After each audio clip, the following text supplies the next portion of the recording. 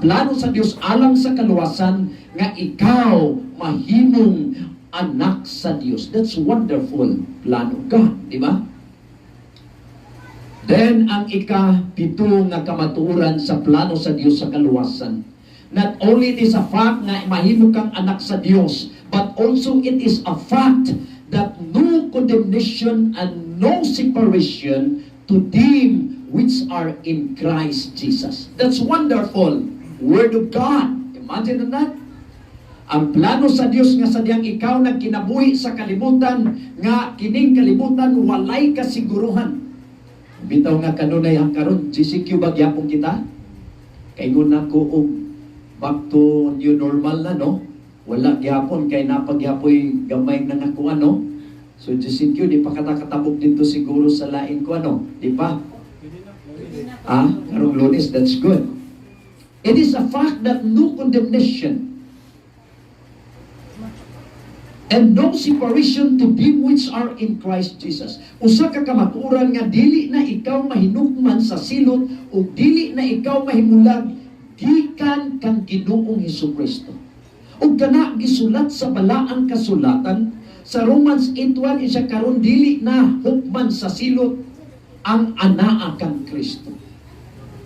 Romans chapter 8 verse 39b ingon siya, wala gayoy bisan unsa sa mga binuhat nga makahimulag kanato gikan sa gugma sa Dios nga naato, imagine that, nga naato pinaagi kan kinsa, pinaagi kan Kristo Jesus nga atong Ginoo. Wow, it is a wonderful revelation of God. O gihatag kini kanimo sa nang ikaw nakaangkon kang Kristo, kamatuoran day kini nga plano sa Dios nga ang tao nga mituo kang Ginoong Hesukristo dili lang siya himuong anak sa Dios kundi di na siya mahinukman sa silot o di na siya mahimulag gikan sa presensya sa Dios. Sa Romans chapter 8 verse 35 to 39 imong makita nga dunay daghang kayo mga question may tungod sa tao nga midawat og mituo kang Ginoong Kristo. Sakin sa may makahimulag kanato gikan sa gugma sa Dios. Ang kasakit ba? Ang paglutos ba? O bisan pa ang kamatayon? And then in verse 39 of Romans 8 ingon ang Ginoo, nothing, wala gayo bisan unsa sa mga binuhat nga makapahimulag kanato gikan sa gugma sa Dios nga naato pinaagi kan Kristo Jesus nga atong Ginoo. That's wonderful promise of God in the Bible. And it is a fact that no condemnation and no separation to them which are in Christ Jesus. Ug ang ikawalo nga kamatuoran may tungod sa plano sa Dios sa kaluwasan sa tao dinhi sa kalibutan. Di lang kay kamatuoran nga dili na ikaw mahinukman sa silot o di na ikaw mahimulag sa Dios bisan pag-unsay mahitabo nimo sa kalibutan.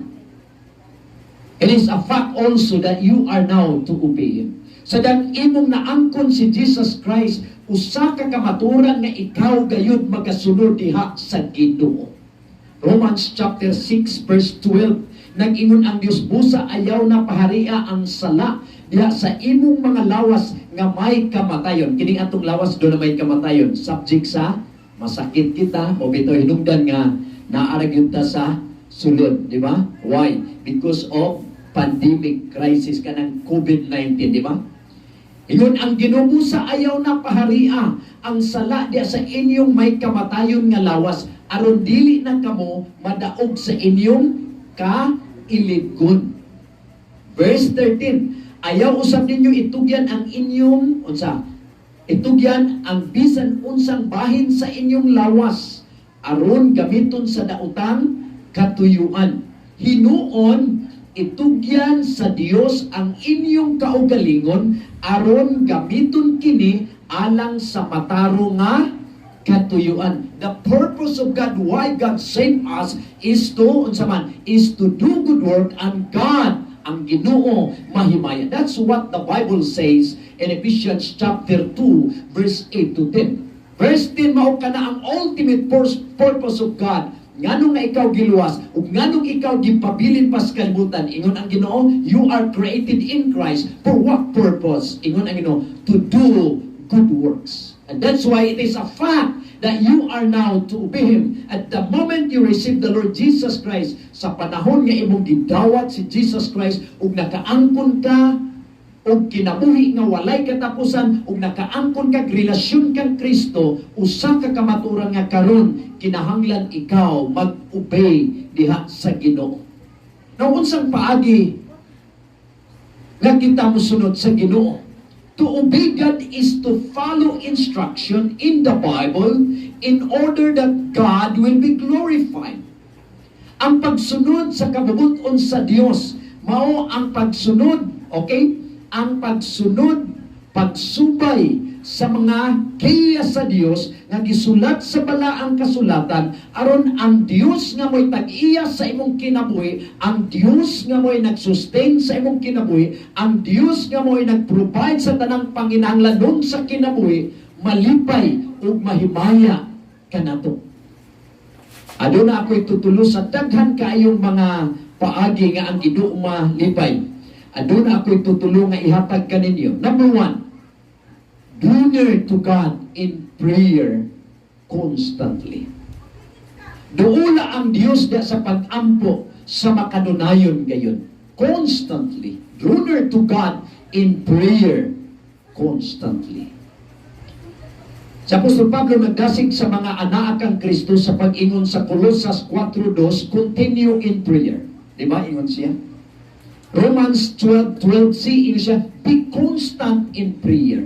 That means magapadayon kita sa pag-ampo. And that's our privilege sa pagduol sa Ginoo sa tanang panahon, di ba? Mao na ang gisulti ng Apostol Pablo. Constantly.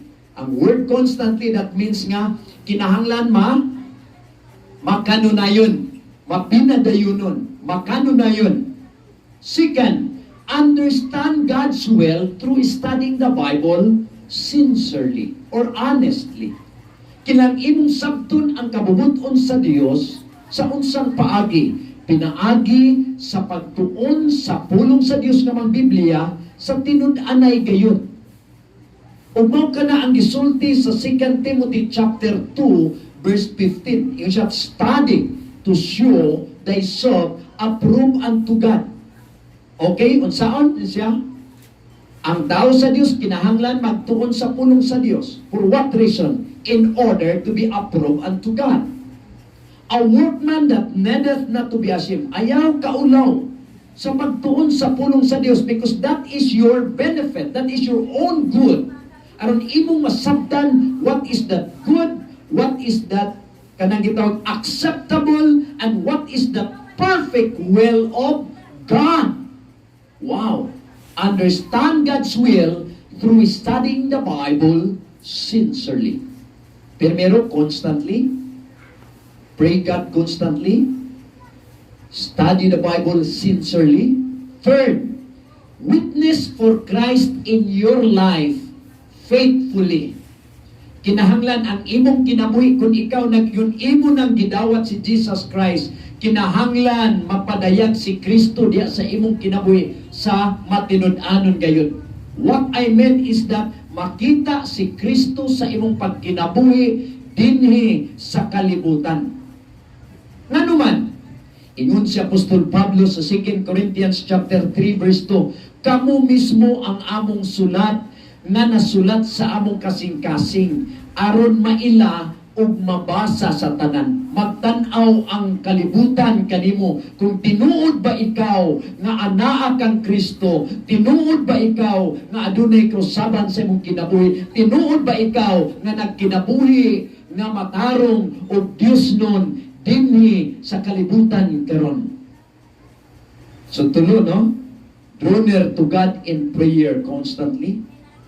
Okay, study the Bible sincerely and witness for Christ in your life faithfully. In conclusion, the wonderful plan of God of salvation is a fact. Ang kabulungan nga plano sa Dios sa kaluwasan usa kini ka kamatuoran. Usa ka kamatuoran nga sa dihang ikaw makasasala, okay? Ang bayad sa sala mao kamatayon, si Kristo ang nagbayad. Okay? ug sadang imong gituhan ang iyang gibuhat dito sa cross sa Kalbaryo, usa ka kamatuoran nga ang imong sala pasayloon sa Dios pinaagi sa imong pagtuo diha kang Ginoong Jesucristo. Ug usa-usab ka kamatuoran nga ikaw di na mahinukman sa silot niya nang walay katapusan nga silot pagkalaglag nga mo ang linaw nga kalayo, ug ikaw di na mahimulag uban sa Dios hangtod sa kanturan. And it is a fact that you are now a child of God. Usa ka na kapag claim sa Dios. Usa ka na kapag padayag sa Dios. Ug gisulat ka na sa balaang kasulatan. Nga ikaw himuon niyang anak sa Dios. Ug ang katapusan, usa ka kamatuoran nga kinahanglan kung imo nga nadawat si Jesus Christ, you need to obey Him and glorify God in your body. Amen? Akong panghinauton nga ang kamatuoran may tungod sa plano sa Dios sa kaluwasan sa tao atong nasabtan. Sanglit mao kini ang gisulat sa balaang kasulatan diha sa libro sa Roma nga naghisgot may tungod sa atong kahimtang kaniadto sa atong pagkamakasala ug naghisgot nga ang Ginoo nahigugma kanato. Ug sa dihang kita nahimulag patay sa sala gibayran ni Kristo. Ug naghisgot usab nga pasayloon ang imong sala. Okay? Sadang ikaw mutuo sa gibuhat ni Ginoong Hesukristo. Ug nagisgot kini nga ikaw di na mahinukman sa silot. Ug di na ikaw mahimulag sa Dios no matter what may happen to us in this sinful world. Nagingon ang Ginoo, ikaw himuong anak sa Dios.